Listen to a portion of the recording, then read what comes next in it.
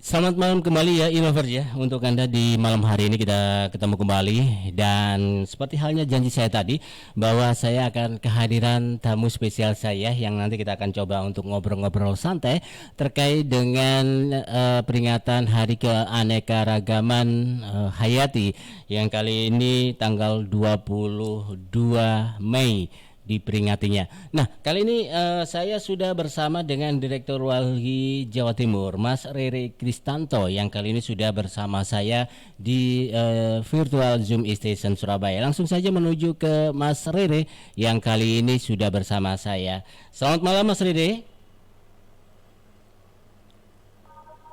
Selamat malam, Mas. Gimana kabarnya ini, Mas Rere? Lumayan. Sibuk ya ini ya, lagi banyak acara agenda gitu ya, Mas Rere ya. Ya normal sih, Mas. Masih banyak Mhm. problem di urusan. Mhm.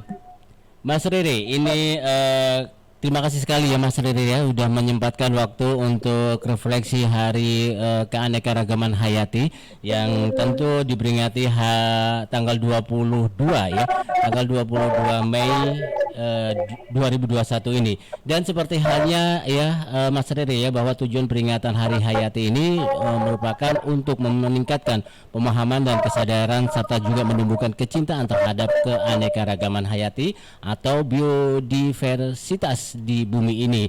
Dan sejauh ini ya Mas Riri dan Ilover semuanya, bahwa cara merayakan Hari Keanekaragaman Hayati di tengah pandemi ini memang sangat berbeda sekali. Dan kali ini kita mengajak ngobrol santai bersama Mas Rere Kristanto selaku Direktur Walhi Jawa Timur. Nah, Mas Rere, mungkin bisa dijelaskan refleksi peringatan Hari Keanekaragaman Hayati di tahun 2021 kali ini. Silakan Mas Rere. Iya, ya kita tahu bahwa Indonesia sebetulnya adalah salah satu negara dengan tingkat biodiversitas tinggi di dunia. Sayangnya situasi ini semakin lama semakin tidak membaik begitu. Ada begitu banyak problem di urusan keanekaragaman hayati yang sekarang semakin lama semakin meningkat. Salah satu persoalannya tentu saja adalah banyaknya alih fungsi kawasan hutan. Di Jawa Timur saja itu dari catatan Walhi setidaknya separuh dari kawasan hutan di Jawa Timur itu mengalami kerusakan. Jadi dari 1,3 juta hektar luas kawasan hutan di Jawa Timur, sekitar 700.000 hektar diantaranya itu sudah mengalami kerusakan. Nah, ketika kawasan hutan mengalami kerusakan, ekosistemnya kemudian tidak bisa memberikan dukungan kepada kelestarian keanekaragaman kita. Ada tiga hal yang kemudian bisa menyebabkan. Satu, itu akan menyebabkan kehilangan habitat, habitat loss. Kerusakan kawasan hutan menyebabkan habitat tempat tinggal flora dan fauna kemudian hilang. Yang kedua, destruction habitat, destruction, kerusakan habitat. Yang terakhir adalah fragmentasi dari habitat itu sendiri. Gitu. Nah, dari fakta semakin hilangnya kawasan hutan yang kemudian menyebabkan kehilangan habitat, kerusakan habitat dan fragmentasi habitat, makin lama kemudian situasinya semakin banyak flora dan fauna yang kemudian mengalami penurunan. Nah, Jawa saja itu sudah kehilangan salah satu predator terbesarnya yaitu Jawa. Sekarang ada berbagai macam juga flora dan fauna yang kemudian juga mengalami penurunan angka gitu. Ada bandeng Jawa, ada lutung, ada owa Jawa, elang Jawa dan macam-macam. Nah, salah satu hal yang cukup besar menyebabkan kehilangan habitat di kawasan hutan, alih fungsi kawasan hutan itu sendiri sekarang adalah meluasnya kawasan pertambangan. di sepanjang pesisir selatan Jawa dari Kepmen ESDM itu sudah menetapkan bahwa kawasan pesisir selatan misalnya diplot sebagai wilayah pertambangan, wilayah jenis usaha pertambangan mineral dan batuan. Dari 2012 ke 2018 itu ada peningkatan luar biasa luas kawasan tambang di Jawa Timur. Di 2012 luasan tambang di Jawa Timur itu kira-kira cuma sekitar 86.000 hektar. Di tahun 2018 dia meningkat menjadi 551 hektar. Ada peningkatan 500% lebih luas kawasan tambang di Jawa Timur yang dia banyak menyasar juga di kawasan hutan. Nah, peralihan fungsi inilah yang kemudian menyebabkan yang tadi saya sebutkan sebagai kehilangan habitat, kerusakan habitat, dan fragmentasi habitat yang ujungnya kemudian berakhir di penurunan tingkat biodiversitas di Indonesia. Itu Mas catatan dari kami. Mas Rere, ya kalau kita mengetahui banyak sekali faktor akan ini ya permasalahan-permasalahan yang tentu dihadapi oleh masyarakat ya, apalagi teman-teman Mas Rere pun juga menghadapi masalah itu yang begitu besar sekali. Nah, sejauh ini Mas Rere, bagaimanakah juga cara Walhi sendiri dalam mengatasi masalah-masalah yang terjadi di lingkungan kita yang banyak sekali perubahan-perubahan yang begitu drastis, Mas Rere? Apa yang telah dilakukan? Bisa diulang Mas, suaranya nggak terlalu kecil dari sini. Nah, Mas Riri, bagaimana Walhi sendiri dalam melakukan perubahan-perubahan ataupun juga banyak sekali masalah yang dihadapi sekarang ini? Caranya bagaimana ini Mas Riri untuk menghadapi ataupun juga mengatasi masalah yang terjadi, Mas Riri? Ya, menurut saya ada dua hal. Satu pada level kesadaran gitu, pemahaman dan kesadaran kita gitu sebagai masyarakat untuk melihat bahwa keanekaragaman hayati itu adalah kunci dari kekayaan ekosistem. Kekayaan ekosistem adalah kunci dari kelestarian lingkungan. Gitu. Kalau kemudian di dalam ekosistem itu kita menurun level biodiversitas kita, ada beberapa komponen yang kemudian hilang dalam biodiversitas kita, itu akan menyebabkan jangka panjangnya akan menyebabkan kerusakan lingkungan dan penurunan kehidupan masyarakat yang tergantung dengan kelestarian lingkungan itu sendiri. Ambil contoh begini, kalau kita kehilangan lebah begitu dalam jumlah cukup besar, kita akan kehilangan salah satu komponen yang mampu memberikan perkembangan terhadap tanaman gitu, karena salah satu binatang gitu yang bisa membantu proses perkembangan dari tanaman gitu, dari bunga dan kemudian dia bisa berkembang menjadi buah dan sebagainya, itu adalah lebah gitu, atau contoh lain adalah kelelawar. Kelelawar juga kemudian membantu penyerbukan yang kemudian bisa membantu tumbuhnya tanaman. Kelelawar juga kemudian bisa membantu untuk mengurangi hama dan serangga dan hama yang kemudian bisa mengganggu tanaman. Nah, kalau kehilangan satu komponen saja di dalam ekosistem, itu dia memberikan dampak luar biasa di jangka panjangnya. Nah, kesadaran bahwa seluruh komponen di dalam ekosistem itu punya nilai penting untuk menjaga kelestarian lingkungan, itulah yang harusnya menjadi kunci di masyarakat gitu, menyadari bahwa kita nggak bisa dengan mudah melakukan alih fungsi lahan besar-besaran tanpa memikirkan konsekuensinya. Selalu ada konsekuensi ketika kita melakukan tindakan perubahan lanskap alam kita, lanskap lingkungan kita. Nah, tapi kesadaran masyarakat saja tanpa didukung oleh regulasi yang kuat dan konsisten dari pemerintah, itu juga kemudian tidak cukup bisa berjalan gitu. seperti saya bilang tadi, salah satu penyebab dari alih fungsi lahan yang cukup besar di Pulau Jawa adalah pemberian izin pertambangan di kawasan-kawasan hutan. Nah, pemberi izinnya siapa? Pemberi izin juga pemerintah mengeluarkan regulasi. Jadi dua hal ini yang terus kami soroti gitu, di Pulau Jawa Timur, sehingga ada dua tindak beberapa langkah program yang kemudian bisa dikerjakan oleh Wali Jawa Timur.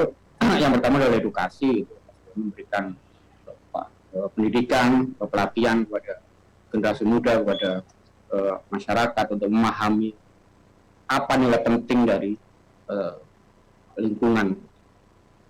Yang kedua kampanye untuk kemudian tetap memberikan pemahaman juga kepada publik betapa pentingnya lingkungan kita.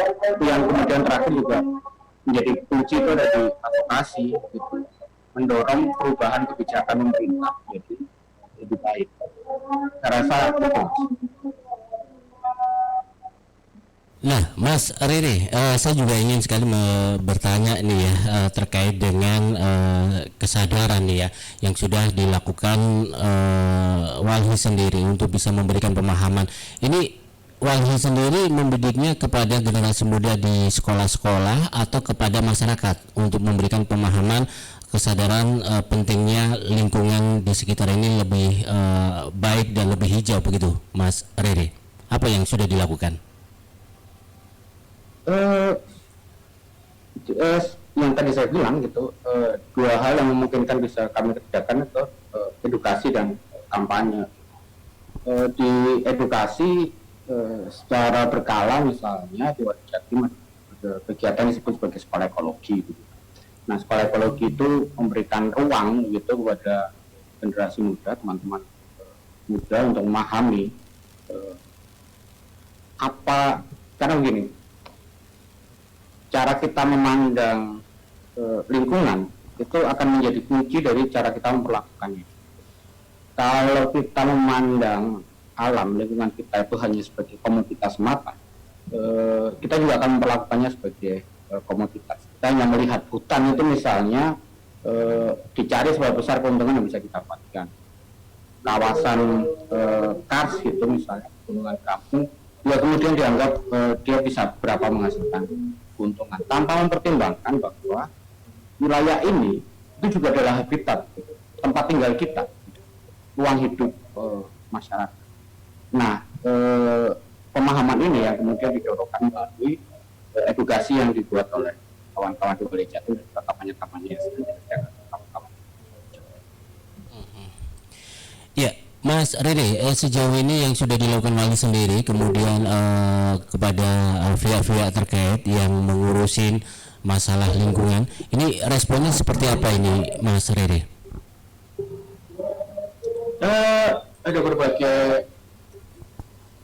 Ada berbagai macam respon, tentu tidak tunggal ya. Ketika kita bicara kepada masyarakat maupun kepada pengambil kebijakan, ada yang merespon dengan cukup baik begitu, ada juga yang kemudian merespon juga dengan solusi yang bertentangan di mereka. Dan saya rasa ya itu bagian dari proses yang sedang berjalan. Tentu saja memberikan pemahaman itu bukan sesuatu yang bisa kita lakukan sekali jalan. Dia butuh proses, butuh sesuatu untuk terus dijalankan. Terus. Jadi ada respon bagus ya, Mas Riri ya, kepada dari pihak-pihak terkait. Nah, oke, terakhir kali Mas Riri, mungkin apa yang ingin disampaikan oleh Mas Riri sendiri selaku dari Walhi Jawa Timur untuk memberikan sebuah harapan di dalam refleksi peringatan keanekaragaman hayati di tahun 2021 ini yang memang di tengah-tengah pandemi ini memang sulit ya untuk bisa melakukan sesuatu hal yang sangat bermanfaat karena harus ada batasan-batasannya. Oke, sekarang apa yang ingin atau harapan apa yang ingin disampaikan oleh Mas Riri dalam kesempatan kali ini? Silakan Mas Riri. Iya, secara umum sudah saya sampaikan tadi bahwa cara kita memandang lingkungan itu akan menentukan cara kita memperlakukan lingkungan. Kita harus melihat bahwa bumi kita itu cuma satu, tempat planet kita tinggal ini cuma satu, dan dia punya batas. Nah, kalau kita kemudian memperlakukan lingkungan kita, mengeksploitasinya tanpa memikirkan bahwa dia memiliki batas, akan ada titik di mana planet kita sendiri tidak mampu menopang kehidupan masyarakat. Dia kehilangan daya dukungnya untuk dapat menopang kehidupan masyarakat, dan kelewatan daya tampungnya untuk menanggung beban dari seluruh aktivitas pembangunan manusia. Jadi penting untuk kemudian mengingat kembali bahwa kita nggak punya planet cadangan, kita nggak punya bumi yang lain, kita cuma punya bumi yang satu. Kita harus mengetahui bahwa planet ini juga punya batas, sehingga kita tidak bisa mengeksploitasinya secara berlebihan. Dan karenanya penting untuk kemudian mendorong juga, selain kesadaran pemerintah itu tadi, negara itu membuat regulasi, membuat kebijakan-kebijakan yang peka terhadap daya dukung dan daya tampung lingkungannya, sehingga seluruh proses aktivitas kehidupan manusia dia bisa berjalan dalam planet yang tetap bisa memberikan dukungan terhadap peri-peri kehidupan kita. Iya, baik. Terima kasih Mas Riri sudah bersama kami untuk ngobrol terkait dengan refleksi hari peringatan Hari Keanekaragaman di tanggal 22 Mei ini, dan semoga program-program dari Walhi sendiri bisa terlaksana dengan baik ya, untuk melindungi lingkungan kita, melindungi alam semesta ini ya Mas Riri ya. Ya, Oke. terima kasih Mas. Terima kasih Mas Riri. Sukses selalu. Salam buat teman-teman Walhi. Terima kasih. Selamat malam Mas Riri. Selamat malam. Ilovers, itu tadi Riri Kristanto atau Mas Riri Kristanto selaku Direktur Walhi Jawa Timur yang sudah bersama saya dalam jumpa virtual di malam hari ini terkait dengan peringatan tanggal 22 Mei keanekaragaman hayati, yang memang banyak sekali persoalan-persoalan yang harus kita hadapin bersama. Tanpa ada dukungan Anda, tanpa ada dukungan kita semuanya, kita sulit untuk mempertahankan alam semesta ini atau bumi yang kita tempat tinggali ini.